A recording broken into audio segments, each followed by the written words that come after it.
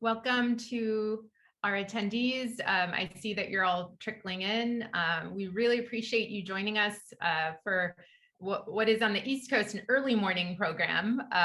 In Pakistan, it's an evening program. And I am sure we have guests from all over the globe, which is one of the wonderful things about doing these webinars. I'm Shamaila Chaudhry. I'm the president of the American Pakistan Foundation. Today, we're having a very timely discussion on water insecurity in Pakistan. As the heat wave goes throughout the region in South Asia, we're hearing of news events related to extreme climate change. And so today's conversation will definitely be timely and link up with current events. I'm going to just quickly introduce our speakers and moderator and leave you in good hands. Today we are joined by Aisha Khan from Islamabad. She's a development professional with over 2 decades of experience. She's the founder and head of the Civil Society Coalition for Climate Change. She works at the community and policy levels to strengthen climate action and has advised governments and multilateral organizations and NGOs on climate change adaptation and mitigation challenges. Thank you for joining us, Aisha. Next, we have Simi Kamal, who is a development professional with over 4 decades of experience in various topics, including climate change, poverty alleviation, women's rights, and many other important issues related to water security. She is the founder and chairperson of the Hisar Foundation.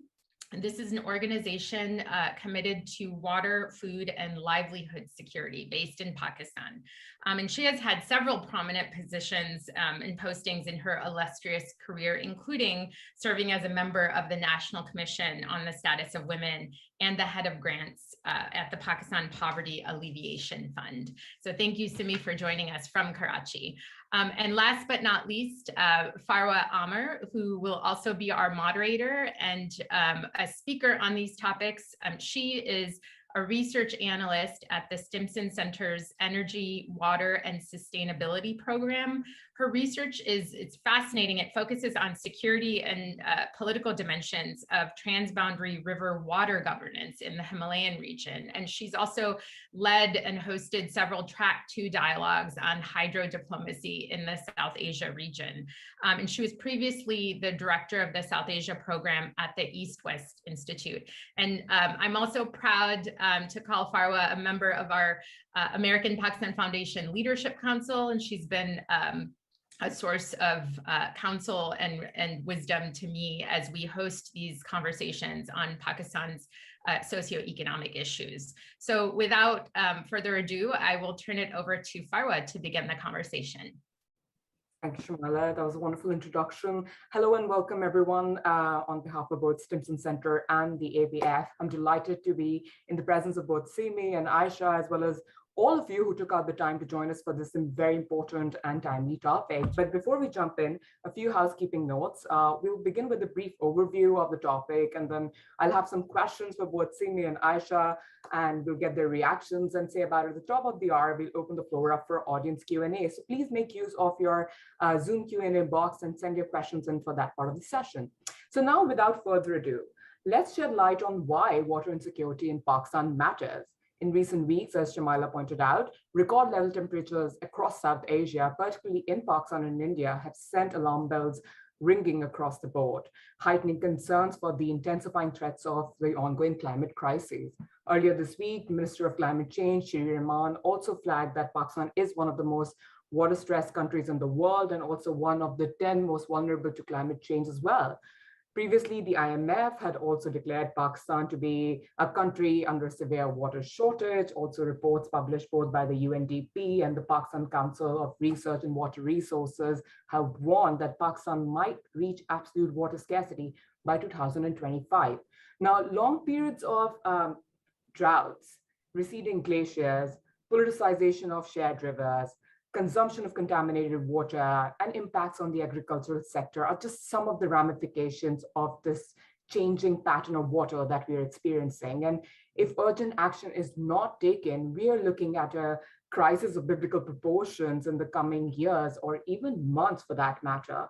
So now having gone over some of these, facts and some like research points here, it will not be unjustified to also say that much of Pakistan's water challenges actually stem from lack of political will and unfortunately poor water governance and management. So I would love to hear from Simi and Aisha, who are joining us today, about how do they think, like, especially under the current political landscape, how are the governments and authorities kind of stepping in to take urgent action, but also trying to develop a more holistic approach towards ensuring an equitable and sustainable use of water across provinces and districts and cities of Pakistan. So over to you. We can start with Simi, and then Aisha, we'd love to hear from you.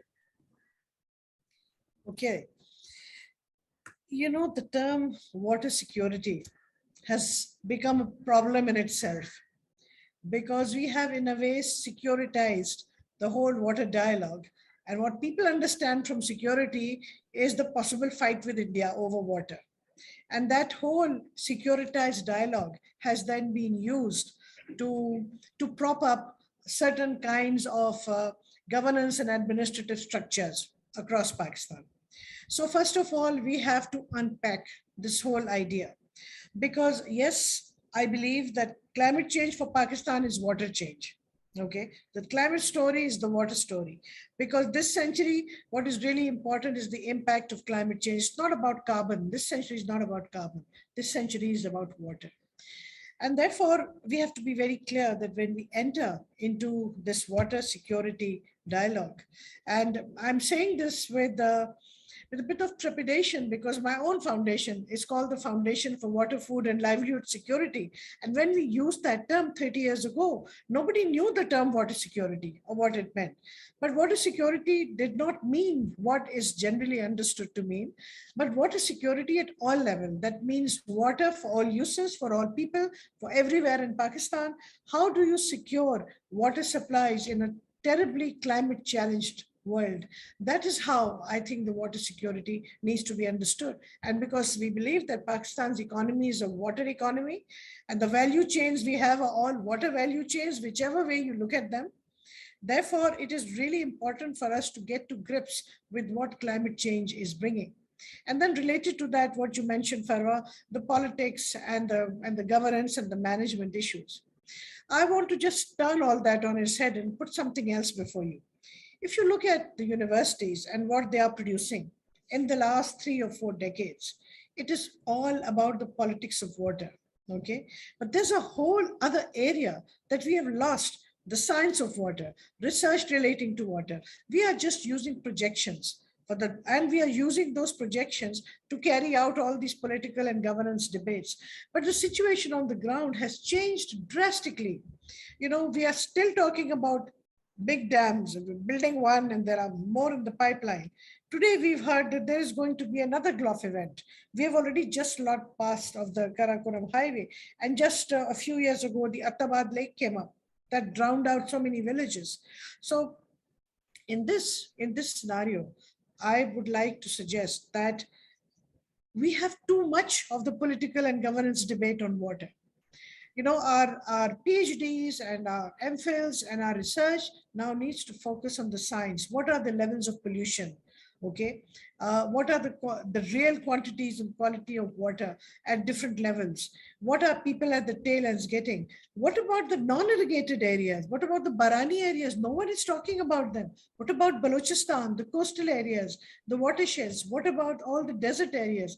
Cholistan is sizzling right now. Okay, I mean, so is the rest of Pakistan, but things are particularly bad in Cholistan. Who is doing the research to find out what is the situation there? So I think it's time for us to move a little away, take a breather for 2 or 3 years. Let's find out, do the primary research that is needed. Let us come up with the right facts and figures. And then we talk. Today I sent out a tweet earlier saying that, what is going on in Pakistan? And the headline news is still about politics between parties and the politicking. So somebody wrote back and said, you haven't got it right. And why shouldn't people be involved in politics? And why shouldn't there be negotiated settlements? Yes, but our political parties don't have the facts and figures on their fingertips on which to base their dialogue. It's all rhetoric. So we need to move away from rhetoric and really get to grips. I'll come back to this later, but I'll hand over to my friend Aisha. Thank you, Simi. Farwa, the water has always been a subject of concern for Pakistan. Right from inception, we've been a lower riparian country. So we've been worried about water. But there is also the myth about water insecurity. And, you very rightly called this dialogue water insecurity and not water security, because we need to find out whether we're actually water insecure, or are we just perpetuating that because of poor governance, because of the increase in our population and the competing demands of water and the gap, now increasing gap, I would say, between supply and demand. In 2016, the Pakistan Council for Water Research and Resources, PCRWR, reported that in 1990, Pakistan had crossed the water stress line. And in 2003, it had crossed the water scarcity line. So I think this may have sent some alarm bells ringing. And in 2018, we came out with the National Water Policy. So I would say that, water conversations have been going on in Pakistan forever. But in the last 10 years, perhaps, there has been greater focus on them. And there is also consensus amongst all the stakeholders. When you talk to anybody in the policy circles, academia, civil society, everyone says, yes, water is the number one issue on which Pakistan needs to focus. But despite this, the translation that we need to see of the policy into a framework and then implementation on ground is not happening. And that is perhaps because what Simi said, there's so many other governance issues. We have a governance crisis all the time, and people's interests are deflected. And instead of focusing on the priority issue of water management and how to make best use of that water. Because if you look at, the water inflows of Pakistan, they have not reduced so far, whether that is from rainfall, precipitation, or what we get, the 138 million acre feet in the Indus River, which is our lifeline. But the per capita has gone down drastically. So what we're looking at, the scenarios that PCRWR is painting, is based on misuse of water, mismanagement of water, the wrong cropping patterns. You can't call yourself a water scarce, water stressed country heading towards water scarcity and still be engaging in all the wrong cropping patterns where you're not valuing water. You cannot have a system where you do not put tariff on water, at least in the urban areas. We still don't have a regulatory framework for management of groundwater, because that is the strategic reserve of water that we have. And that is actually the most alarming thing, because for now, despite climate modeling, climate projections about reduction in flows from the upper catchment areas, the water intake has not reduced. It may reduce as the precipitation patterns change and snowfall decreases and there's accelerated melting and we have flooding for the next 20 years and then we have drought and desertification. But presently, the crisis we are facing is the rapid depletion of our groundwater. And that is the area on which we need to focus. Again, we have policies to say, recharge Pakistan. How are we going to do that? When are we going to do that? That timing, that attention, that implementation is very important. Today, I was incidentally at the Ministry of Water Resources, and I was flagging some of these issues. And the response I got was that water is now a provincial subject. So for implementation under the water policy, the master plans, the provinces are required to develop those master plans. So if we see that the water policy was made in 2018 and 4 years down the line, we still don't have water management plans. That means there is a gap somewhere here between, the coordination mechanism that is needed. So we need to work on all these issues simultaneously. And last, we'll continue this conversation, but I just want to say that water scarcity is not an issue only for Pakistan. It's a global issue. About 10 years ago, I read a report that NASA had done some gravity sensing satellite images for the aquifers of the world. And it already showed that all the aquifers in the world are depleting. So the new report that has come out on drought and desertification, it tells us very clearly that about 2.3 billion people are already facing water shortages. And in the next 30 years, by 2050, maybe 500 billion people will face this crisis. So it is something on which we need to work in a global manner at the international level and at the regional level and at the national level. And then have a convergence where it provides the optimal use of water in a way where we promote hydro-solidarity, we promote hydro-diplomacy, and we look at it as a collective responsibility with inclusive uses and a shared resource that has to be managed for everyone's benefit. Thank you very much to both Simi and Asha, because I couldn't agree more with both of your responses. You spoke about, the very importance of involving science, the very importance of having hydrology when you start looking at water management beyond the politics of it. It's so important because the more we engage with South Asia, the more we hear about, these things happening in silos, and that's something that we need to move away from. It has to be done in a multi-sectoral level. It has to be done with a multi-stakeholder engagement, sort of an approach to these things, which is very important. And like you said, Aisha, it's a global problem. You'll find issues that are happening in the province of Sindh or Punjab, and you'll find similarities what's happening with, say, Jordan or in other parts of, say, Africa. There are a lot of overlapping challenges when it comes to the water sector. But something that you have already touched upon kind of, and it creates kind of a seg to my next question, is that in my line of work, particularly focusing on transboundary river governance and working between riparian countries on hydrodiplomacy, we really encourage the idea of data sharing and knowledge sharing, because the better the understanding we have of the issue at hand, the more collaborative approaches do we put into such an issue area, the better the results, and I guess better mitigation possibilities. But Pakistan, unfortunately, and you kind of touched upon as challenges, does not have a robust climate resilience framework, despite having a national water policy, despite the rhetoric that, Simi, you pointed out, a lot of rhetoric. There is nothing concrete that is happening. What also worries me is there is not enough intellectual academy for this burgeoning youth population that's going to be the next generation of Pakistan. So how can we work on some of these existing challenges, especially in terms of climate and water awareness for students, for youth, for people who are sitting in the remote provinces and districts? How do we bring this up with them and share with them, whether they're educational campaigns? What are some of the ideas? We'd love to hear your thoughts. And please go ahead in any order, Simi, Asha. So should I? So is Please. that okay? All right. I just want to pick up from what Aisha said earlier and then connect to this question, if I may. In 2016, the Supreme Court asked me to assist them to hold an international seminar on water. Where did this come from? Okay. So it had started with the idea of this dam fund that was created, by the Chief Justice.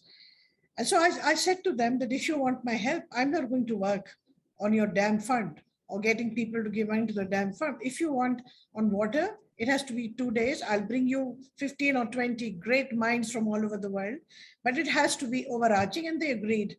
And, I got all those specialists for them in different areas. We had about 200 people from Pakistan. And then there were 17 points that came on the declaration. And then as a result of that, the Supreme Court, I was amazed at how they changed their minds around once, proper data and arguments presented. They sent out a directive to the Ministry of Water to activate the Water Council, which is part of the water policy and is chaired by the Prime Minister. And it has, in addition to a lot of official people, 5 experts, independent experts. It has never been activated to this day. Okay. In the same way, the Climate Change Ministry also has similar thing happening under its policy. Hopefully with Sherry Rahman there, perhaps it will happen. But the point remains that the whole way water is managed in Pakistan has become moribund. This whole institutional structure of water, whether it's WAPDA or it's IRSA or it's the Flood Commission or it's the India-Pakistan Commission, it's all moribund. Nothing has changed in the last 20, 30 years. Now they keep telling us water is now a provincial subject. Well, it always was. The irrigation departments were always under the provinces. This is nothing new. This is just a cop-out for people at the ministry to say we are not concerned. And look at the shame of it, that right now when we have the Living Indus initiative, okay, and we have Recharge Pakistan, it's coming through. These people are so fed up of the water ministry and the water institutional structure that they are going through the climate change ministry. And they don't want to have anything to do with the water ministry. Yesterday, I was in a meeting with them and I asked them why the water ministry is not involved. And this was the reason. So, we have to fix the way our institutions around water work at the moment. They need to be shaken up, because otherwise, now I will come to the youngsters.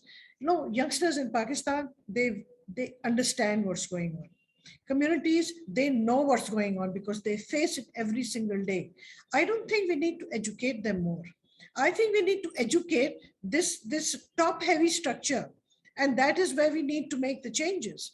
And I think the response will come from people, because I talk a lot to young people, and they may lack, let us say, the correct information and the correct knowledge, but their attitudes and their feelings and their passion is right there, and it can be harnessed. I'll give you an example.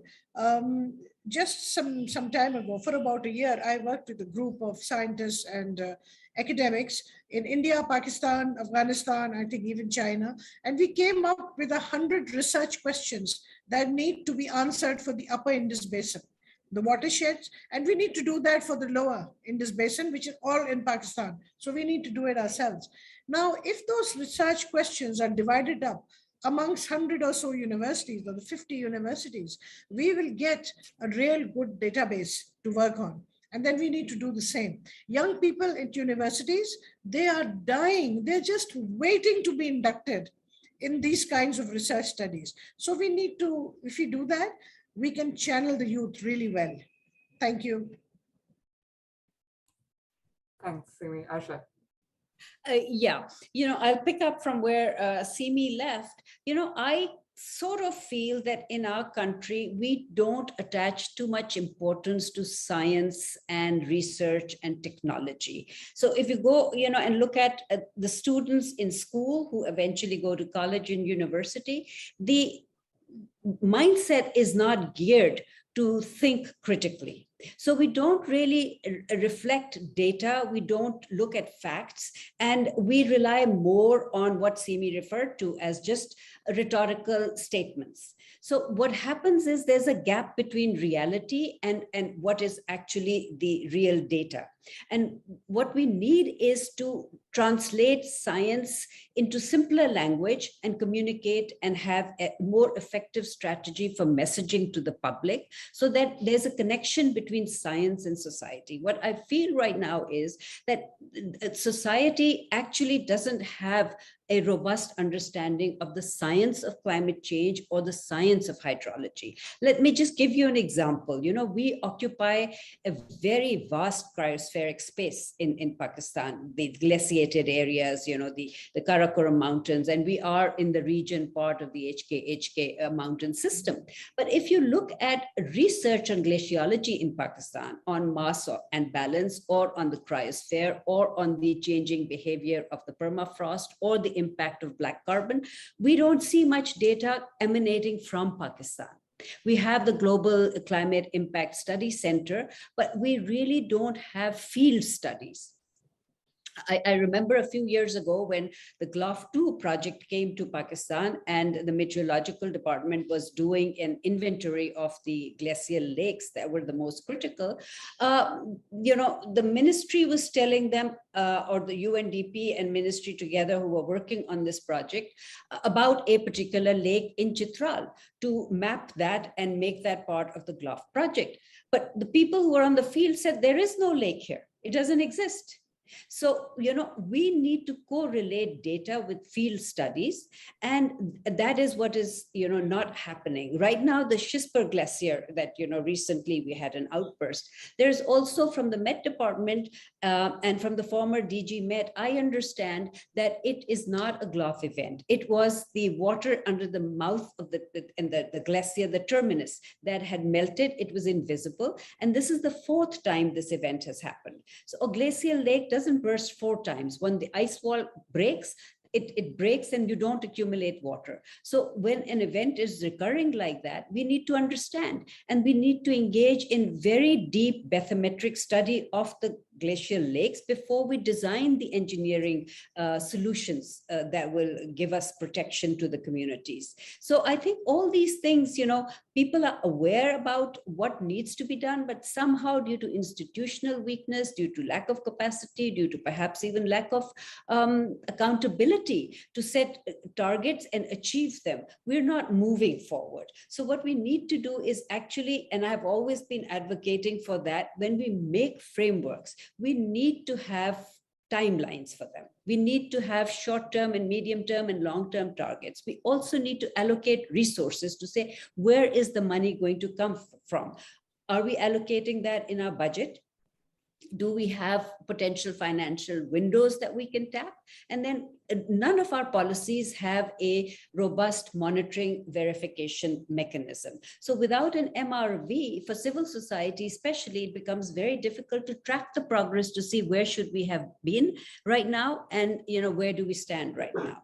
So I think all these things need to be done to be able to measure water, to be able to, look at the, take aquifers again, for example. We don't have any detailed study. Every time we say we are abstracting more than we are replenishing. But what is the actual state of those aquifers? How dry are they? And when are we going to start? We have, a huge amount of torrential rains that we have. So we have periods in Pakistan when we do have a lot of water available to us, but we're not channeling that water to use it towards storage. And rainwater harvesting and, managing aquifer recharge is one of the options that we can start thinking about. So, we need to stop now talking about these things. We have a whole lot of action plan agendas. Simi's been working on water forever, and she has a citizen-driven approach to managing water issues. So right from the top, from the mountain regions where I work, and it's a good thing that you have Simi and me, because I work with the mountain communities. She works, right at the tail end with the coastal communities. So we are aware of the problems that different communities face due to this hydrological imbalance, uncertainty, and the erratic patterns that we will now see increasingly become more and more a part of our lives. That will be the new normal.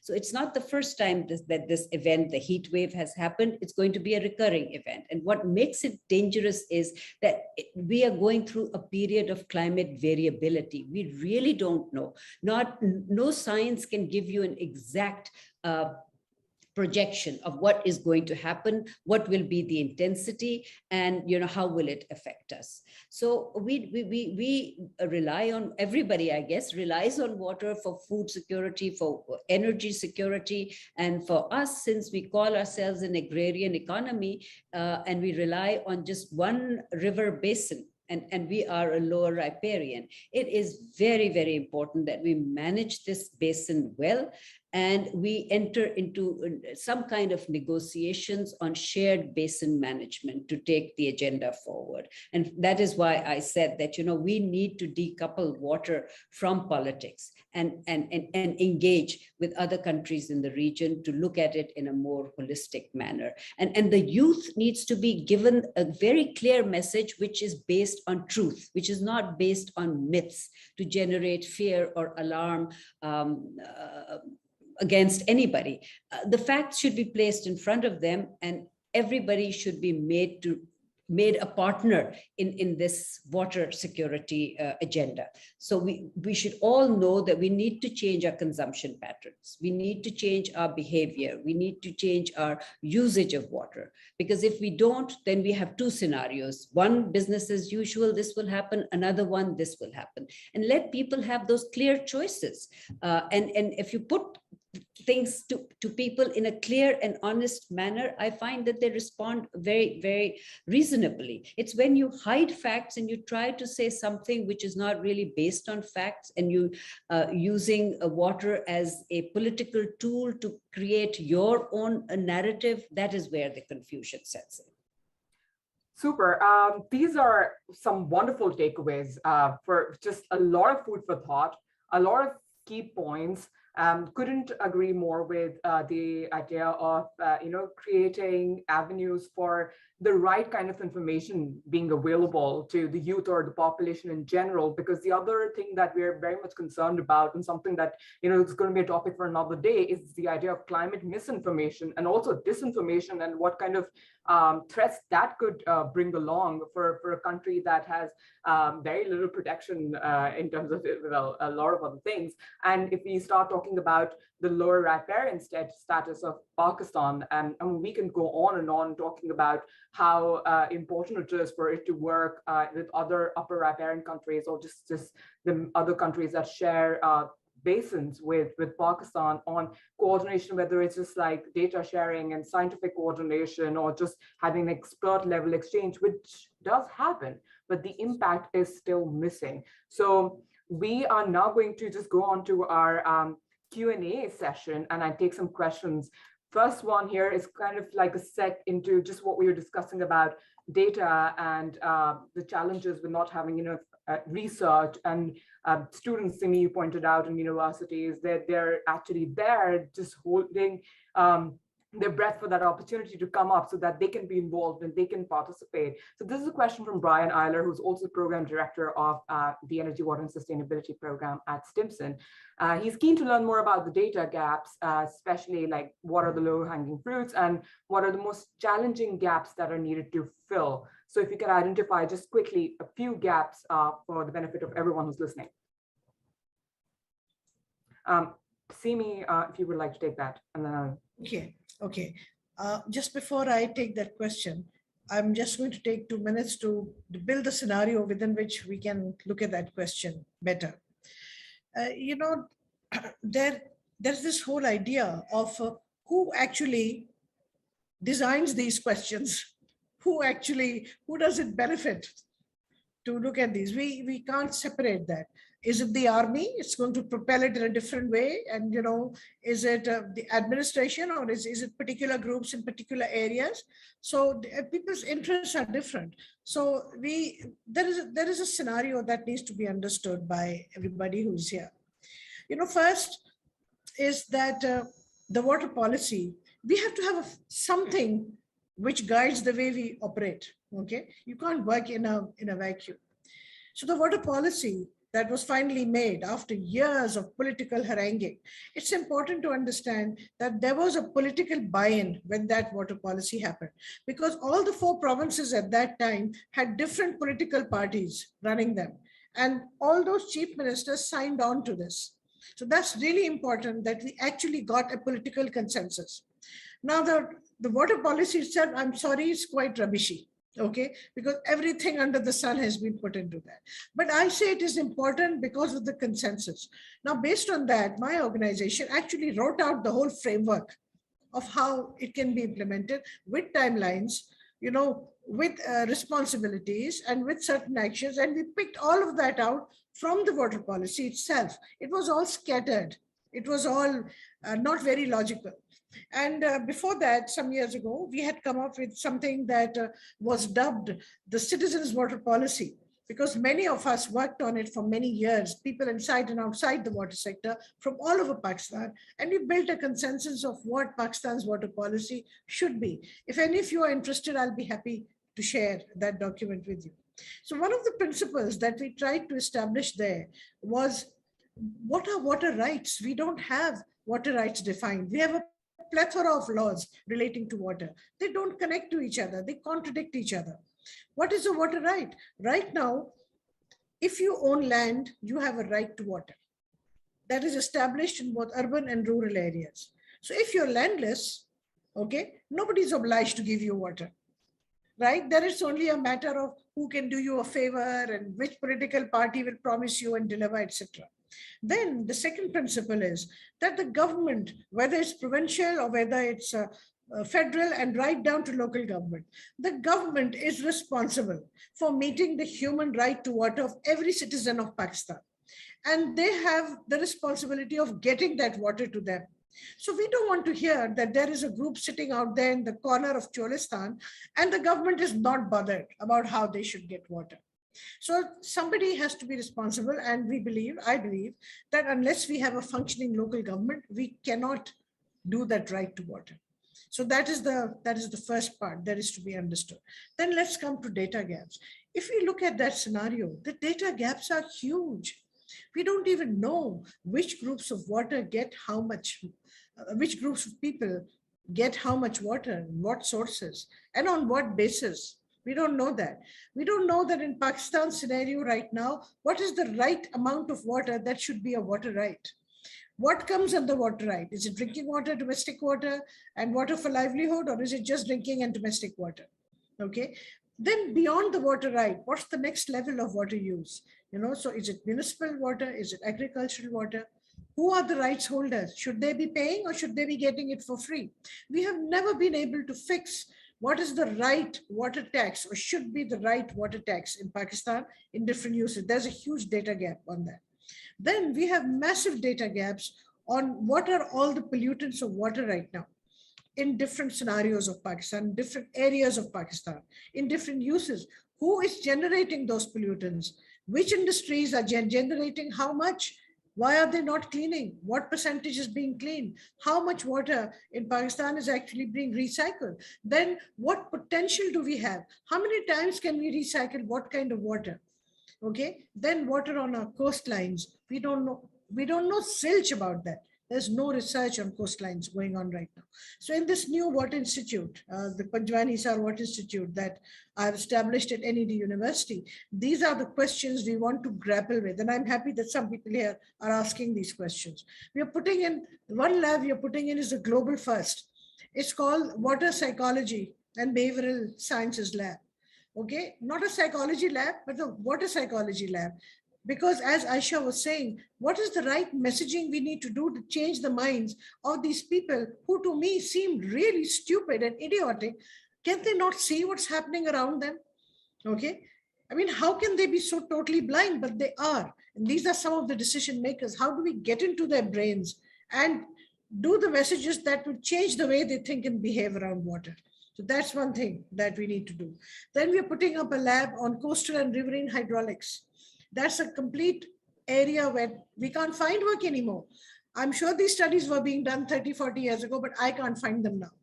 The Ocean Institute of Oceanography does work in the ocean, but not on the coastline. Coastlines being deltas and all the rest. We want to look at the delta. I've been talking about the delta for 40 years, the Indus Delta.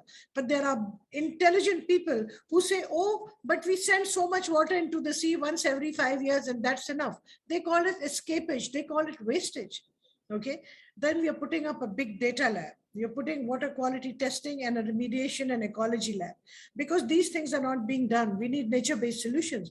The world has to go full circle. I'm sorry, but the way capitalism is working now isn't working. It's not going to happen anymore. We are destroying the earth. We have to get out of the capitalist mode. We got to get into degrowth, and we have to learn to live very differently. And in order to do that, we need the new data. We have to be able to compare and tell our young people, this is how it will be if we don't do anything. As Aisha was saying, this is what will be if we do XYZ, and this is what will be if we do A to Z.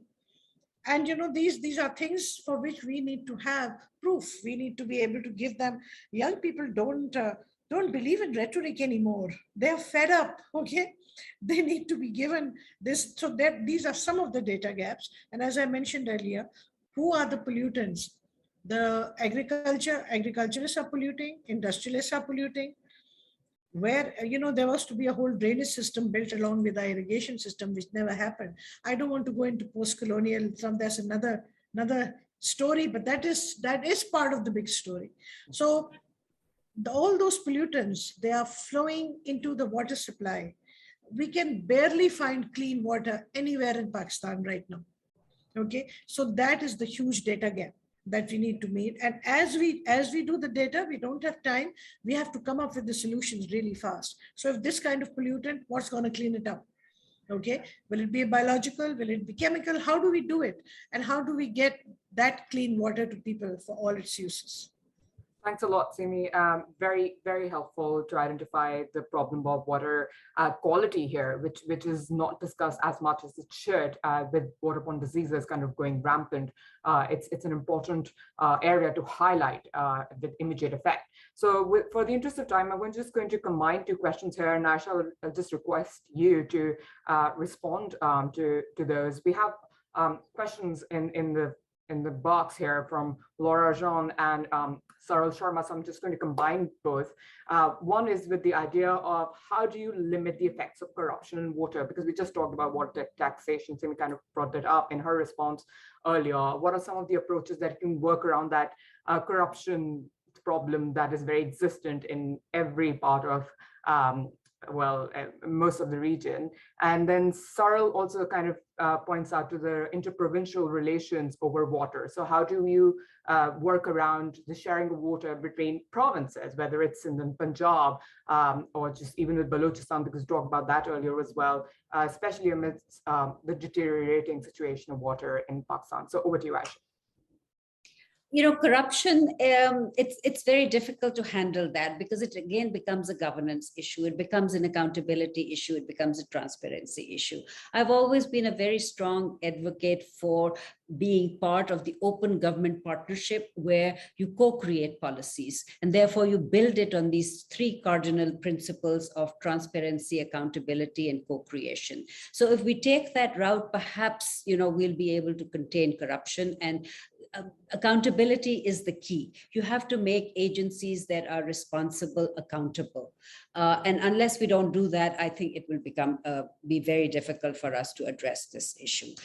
For the distribution of water, it is a contentious issue, whether it's transboundary or whether it is within the country at the subnational level. So we do have a water apportionment accord that was made in 1991, but even that is not being followed very strictly because the lower riparians complain that they're not receiving their fair share, and that's siphoned off by the upper riparian states or subnational institutions. So we need to take a very holistic approach of this and see how we can address it. And I think that coordination is one mechanism that is missing. We need to look at all the agencies who deal with water. So if we have the Ministry of Water Resources, we have the PCRWR, the Pakistan Council for Water Resources, and we have the Met Department, we have the Irrigation Department. So we need to get all of them to sit together and talk about these issues and come up with some kind of a institutional mechanism of check and balance to make sure that we're not just talking about water availability here, we're talking about equity in distribution, and that is not happening. So we need to look at the equity of water distribution as well. And that is not easy because, the moment you become an upper riparian, you have certain powers and certain ways to siphon off that water. And we've not really talked about, the wastage of water. We talked about scarcity and, about being water stressed.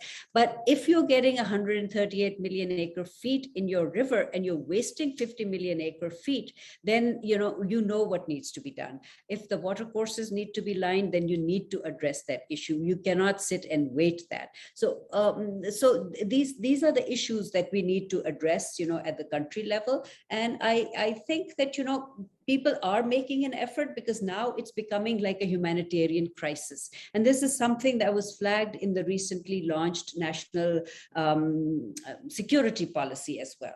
It talks about, the humanitarian security as well. And under that, all these things are covered: the climate change, the water, the food, energy crisis. So I think that under that umbrella, we need to look at the non-traditional security aspects to Pakistan's security and start addressing them one by one. And I feel that there is a elevated consciousness about addressing these issues, because we've almost reached, like, the brink of the precipice. Beyond this, there's just going to be a fall.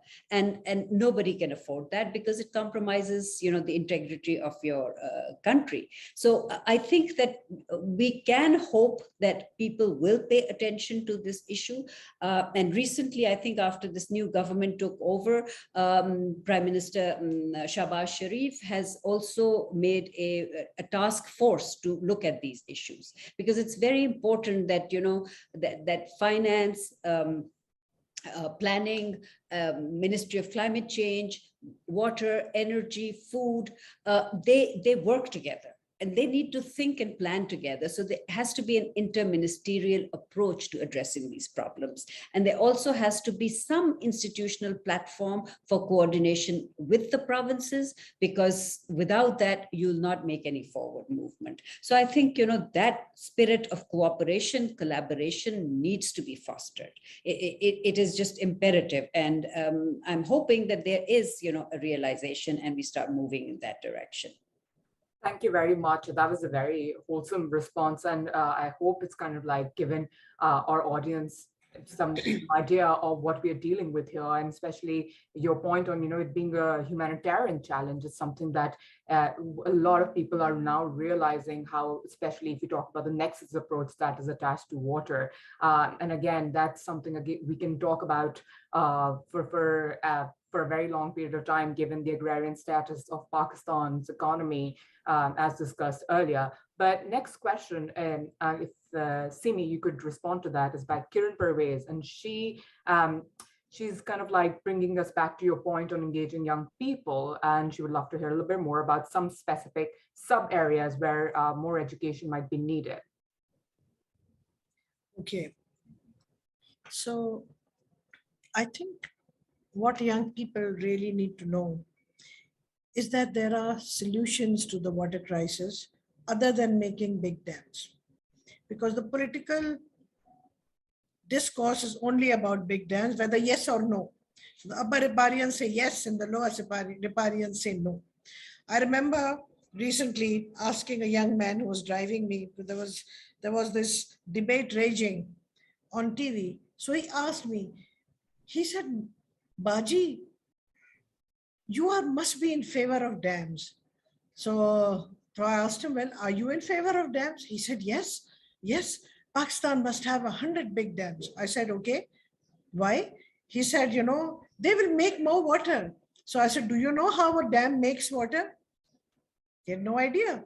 So I said, what happens? So he said, Baji, you put a dam and water comes out. Okay. So I said, no, that's not what a dam is. Okay. All the dam does is that it stops water, which is already there, and it tries to conserve or reserve it in some kind of reservoir. So people have no idea what the word dam means. Okay. So I think that is the education we need to do. And we need to explain to people that there are umpteen methods of storing and using water, because seasons have always been there in the world. It's not as if it's just happening under climate change. There's winter and summer and spring, or cooler weather and not cool weather, and monsoons and non-monsoons. Water is seasonal. Human beings have stored water always, and they have used all kinds of different methods. The underground aquifers are also storage. We have 50 million acre feet of water underneath Punjab. Okay, and a lot of it is fed from the canals, which leak and the water goes in, and that's okay too. That's all right. That's the natural way water moves. So the point is that water can be stored in many different ways. And we have to think about all the traditional ways that are best and most suited to our part of the world. Okay, because the colonial project was treating this area as a hinterland to produce food for England, for the mother country. And so they did what they had to do, moving from multiculture to monoculture and converting a large part of the Indus Basin into a zone as a breadbasket that would produce food that was primarily to be exported to the mother country. So we lost out a lot of what all the natural rhythms were of growing crops and of storing water. So I believe that moving forward, I'm not saying that we dismantle dams. I'm not of that thinking. The dams are there. I believe we don't need any more. What we need to do instead is to go for low-cost local solutions, which are ponds, building ponds. I completely agree with Aisha that we have, when we get these, the flash floods, when we get, monsoon rain, all that water goes into drains, but we need to save that. We can even harvest moisture from Karachi's atmosphere, which I do in my home and a lot of other people do. So I believe that we need to build 1 million ponds, at least across Pakistan. And they can be built, they could be underground tonkas, they could be little ones on the surface, they could be bigger ones, they could be lined, not lined, covered, not covered. There are just so many ways we could do that. And that is the water security that will provide communities something to depend on.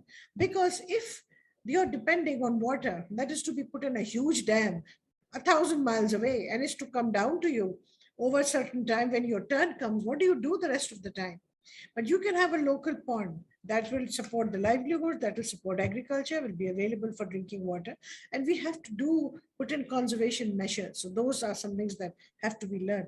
Many of our traditional methods have been, all the curries in Balochistan, they're drying up because people nearby have put in illegal pumps and they have just emptied out and mined the aquifer. Now it's going to take 100 years to fill that aquifer again. So I think these are some of the things that we need to do when moving forward. And, building pondage and doing reservoirs at all levels is part of the Citizens' Water Policy.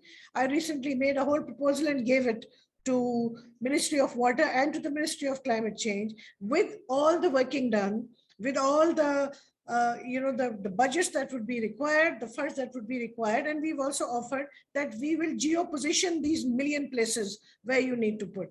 No response. They're not interested. They only want to do infrastructure from which there could be cuts, because all the corruption that Aisha was talking about, corruption is not only the taker, it's also the giver. The givers are not in Pakistan. So countries who lecture us on corruption, they should look at themselves first, because they are the givers. So that system is so well established that it's hard to break that. So people are not interested in these little ponds, so to say. But when you put 1 million ponds together, it costs quite a lot, but still not as much as thing. And some of it can be funded by local communities themselves. So I feel that's the way to go. I really appreciate the way you've kind of like talked about the challenges, but also put down the solution in your response. When by bringing up the idea of ponds, and it's so important that idea of not being completely against dam building, but so important to take care and do the right due diligence before you start building the dam, to know what are going to be the impacts on the biodiversity, what are going to be the ecological impacts or the impacts on local communities where this happens, and that somehow is missing also. We just have like 7 minutes, unfortunately, and there's the discussion box is quite alive with a lot of feedback coming in, a lot of questions. So I'm sorry if we can't take all of your questions, but just one last question, and I quickly request Aisha to comment on it. It has to do with water legislation apart from national water policy. Mr. Jahangir Khattak has brought that up. Is this something that we must be aware of that's already not on our radar in terms of a law that's been passed with regards to water recently, since you mentioned the task force already? Is there anything more to come? I think it can be discussed and the issue can be flagged by civil society to legislate water. But with the policy, I think if they start taking these steps to implement all the things that they've said in the policy, they can then legislate, because you need to take both of them hand in hand to say what is it that can be legislated. And the problem with legislation is that since it's a contentious issue, any government that comes into power is looking into their 5-year electoral cycle, and they're not willing to do anything to legislate that might go against them in the next elections and make them unpopular. So it is less about, working towards making water legislations and more about just doing enough to do what is necessary. So I don't think we're looking at legislation right now. I personally would be very happy if I see more work done on the implementation of the policy and, at the provincial levels, and step by step, develop an implementation framework that takes us forward. Yeah, but with a quick take on, I'm tempted to say this because we were talking about the young people, and I just, again feel that 75% of our children go to public sector schools. So our teaching methodologies and our learning outcomes are very poor.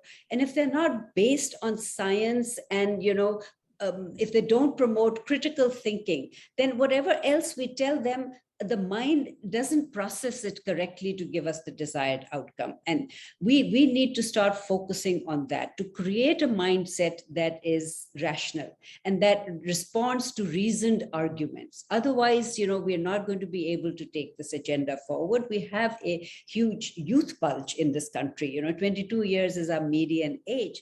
And if that mindset is not critical in its thinking and able to analyze the information that it's being given in a way that is productive, that is objective, that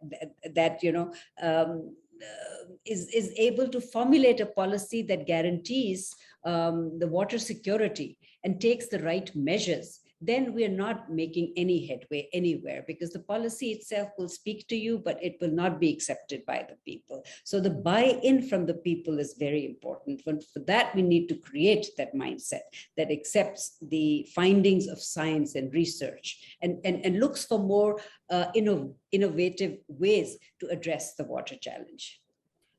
That's incredible to hear those insights, because it kind of shows us what a cycle it is of awareness, of putting things together, and then you have to get the buy-in, and it goes back to awareness. Every time you have to implement something new or bring something new, it's so important that everyone understands that it is for the benefit of, say, 5 years down the road, this is what's going to bring. And unfortunately, that also takes us to the transparency issues that we've talked about once again, with data or lack of data. And if there is data, it's not shared with the right stakeholders for them to take timely action on this.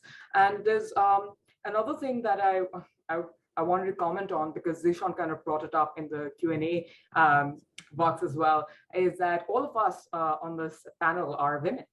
And he also kind of has, one of his questions is, how do we educate or kind of like prepare the communities to kind of secure water for themselves? So one thing I do want to mention is how water, or just climate in general, has exacerbated the gender and social inequalities around the globe, but mostly in the developing world. And in a country like Pakistan, where these inequalities are already quite prominent, how important it is that when we talk about all the issue areas of science, hydrology, corruption, legalities, that we also talk about making sure that there is a more inclusive and gender balanced climate and water policies going forward.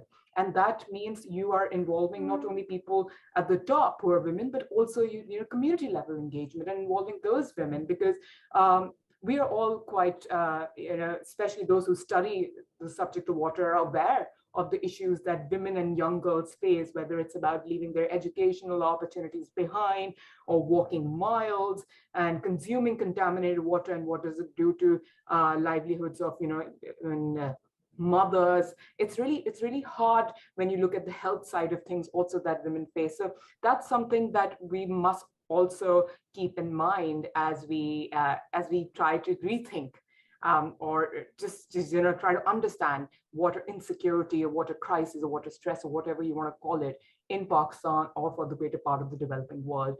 But with just a minute I think it's time for us to close this session. Unfortunately, we weren't able to take all the questions, but we tried the best to answer most of them.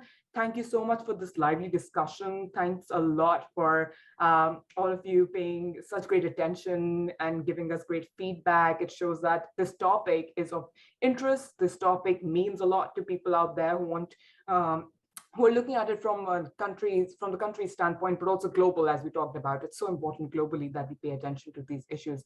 Once again, on behalf of both the American Pakistan Foundation and the Stimson Center, thank you to Aisha, thank you Simi for joining us, thank you Shamila for joining forces with us to organize this, and thank you everyone for joining. Please stay in touch. You can find us on LinkedIn, you can find us on Twitter, and we'll definitely keep you posted on our next plans with regards to water security in Pakistan and elsewhere in the world. So thank you and have a great rest of your afternoon and evenings and mornings. Goodbye. Bye-bye. Thank you for having us. Thank you.